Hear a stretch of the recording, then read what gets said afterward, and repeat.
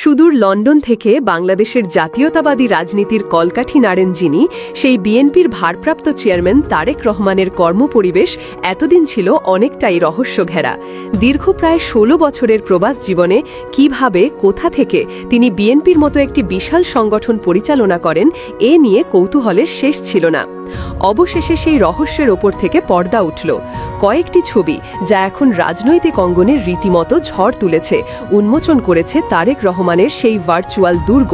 একটি সাদামাটা ডেস্ক, একটি চেয়ার আর বইয়ের স্তূপকে কেন্দ্র করে গড়ে ওঠা এক ক্ষুদ্র কিন্তু বিশাল জগৎ। গত ২৯ আগস্ট জাতীয়তাবাদী ছাত্র দলের অফিসিয়াল ফেসবুক পেজ থেকে কয়েকটি ছবি প্রকাশ করা হয়, যা মুহূর্তে ছড়িয়ে পড়ে সামাজিক যোগাযোগ মাধ্যমে। ছবিগুলো বিএনপির উপদেষ্টা ও সাবেক সংসদ সদস্য লালুর তোলা বলে জানানো হয়। ক্যাপশনে লেখা হয় এক আবেগঘন বার্তা, যেখানে বলা হয়েছে মাত্র একটি চেয়ার, একটি টেবিল আর একটি ক্যামেরাকে সঙ্গী করেই তারেক রহমান দীর্ঘ ১৬ বছর ধরে দলের কার্যক্রম পরিচালনা করছেন। এই ছবিকে কেবল একটি স্থিরচিত্র হিসেবে নয়, বরং নেতার দৃঢ়তা, আত্মত্যাগ আর সংগ্রামের নীরব সাক্ষী হিসেবে তুলে ধরা হয়েছে। প্রকাশিত দুটি ছবির প্রথমটিতে দেখা যায় একটি ঘরের কোণে তৈরি করা এল আকৃতির একটি ডেস্ক। এটি তারেক রহমানের সেই আলোচিত কমান্ড সেন্টার। ডেস্কের ওপর রাখা হালকা নীল রঙের একটি আধুনিক আইম্যাক কম্পিউটার, যার স্ক্রিনের ওপরে লাগানো একটি রিং লাইট, যা ভার্চুয়াল সভা ও ভাষণের প্রস্তুতির ইঙ্গিত দেয়। পাশে রাখা দুটি স্পিকার, একটি কিবোর্ড ও মাউস। ডেস্কের এক পাশে খোলা একটি নোটবুক, কলম এবং কিছু বইপত্র, যা তার নিত্যদিনের কর্মব্যস্ততার চিত্র তুলে ধরে। তবে সবচেয়ে বেশি চোখে পড়ে পারিপার্শ্বিকতা। ডেস্কের চারপাশে থাকা শেলফগুলো বই আর নীল হলুদ রঙের ফাইলে ঠাসা, মনে হচ্ছে যেন তথ্যের এক বিশাল সংগ্রহশালা।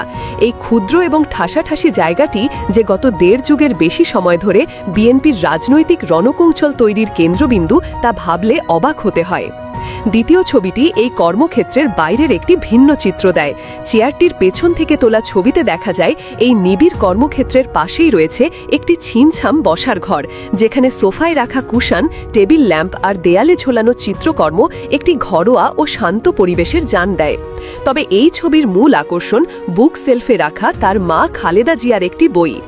এই বইটি তার কর্মক্ষেত্রের নিরস পরিবেশের সঙ্গে ব্যক্তিগত আবেগের এক দারুণ সেতুবন্ধন তৈরি করেছে। ২০০৮ সালের ১১ই সেপ্টেম্বর চিকিৎসার জন্য লন্ডনে পাড়ি জমানোর পর তারেক রহমান আর দেশে ফেরেননি। সেখানেই রাজনৈতিক আশ্রয় নিয়ে ডিজিটাল মাধ্যমে দলের হাল ধরেছেন। বিএনপির তৃণমূল থেকে শীর্ষ পর্যায়ের নেতৃকর্মরা ছবিগুলোকে দেখছেন তাদের নেতার আত্মত্যাগ ও সংগ্রামের প্রতীক হিসেবে। তাদের মতে, বিলাসবহুল জীবনযাপনের সুযোগ থাকা সত্ত্বেও তারেক রহমান একটি সাধারণ টেবিল চেয়ারে বসেই দেশের মানুষের মুক্তির জন্য দিনরাত কাজ করে যাচ্ছেন। এই ছবিগুলো দলের কর্মীদের জন্য এক নতুন অনুপ্রেরণা হিসেবে কাজ করবে বলে তারা মনে করছেন। এই ছবিগুলো যে বাংলাদেশের রাজনীতিতে এক নতুন আলোচনার জন্ম দিয়েছে, তা অনস্বীকার্য।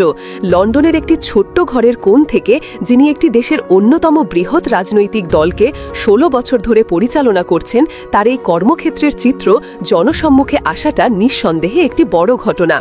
এই এক চেয়ার টেবিলের দুর্গ এখন কেবল তারেক রহমানের ব্যক্তিগত কর্মক্ষেত্র নয়, বরং বিএনপির বর্তমান রাজনৈতিক কৌশলের এক শক্তিশালী প্রতীকে পরিণত হয়েছে।